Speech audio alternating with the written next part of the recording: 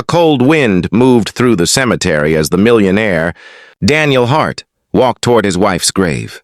Every week he brought flowers, stood silently and remembered the woman who had been his only source of warmth in a life full of business and noise. But today someone was already there.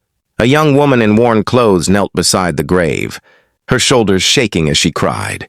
She looked lost, like someone carrying a heavy world inside her heart.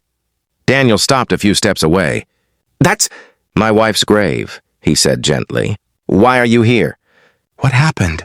The girl wiped her tears, stood up slowly and lowered her eyes. "Sir, I'm sorry. I didn't mean to intrude. I had nowhere else to go." Daniel frowned softly. "Did you know my wife?" The girl nodded. "Yes, Mrs. Hart helped me once, when no one else would." Daniel's heart tightened. His wife had always been quietly kind.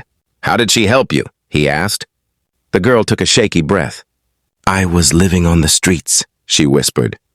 "Hungry, scared, invisible. One evening, your wife stopped her car when she saw me crying. She didn't ask questions. She took me to a cafe, bought me warm food, and listened. She gave me money for a small room, and she told me something I'll never forget. Your life is worth more than your pain." Daniel felt his eyes sting. He remembered that day.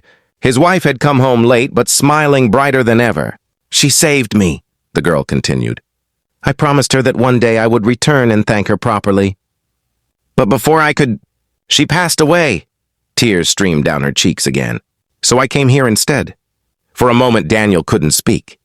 He had always known his wife was good, but hearing it from a stranger made her light feel alive again. "You kept your promise," he said softly. The girl shook her head. "But I have nothing to give." Daniel stepped closer, placing the flowers on the grave. "You gave her something far more meaningful. You proved her. Kindness didn't end with her death." The girl looked up, confused. Daniel's voice grew warmer than it had in months. "My wife believed in helping people who were struggling. If she were here, she would want me to continue what she started."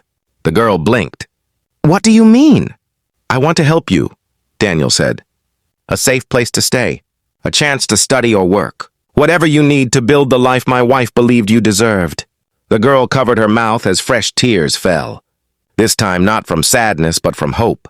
Together they stood at the grave, one grieving, one healing, both connected by the kindness of a woman who was gone, but whose goodness still lived in the hearts she had touched. As they walked away from the cemetery, Daniel felt something he hadn't felt since his wife's death. A quiet sense of purpose.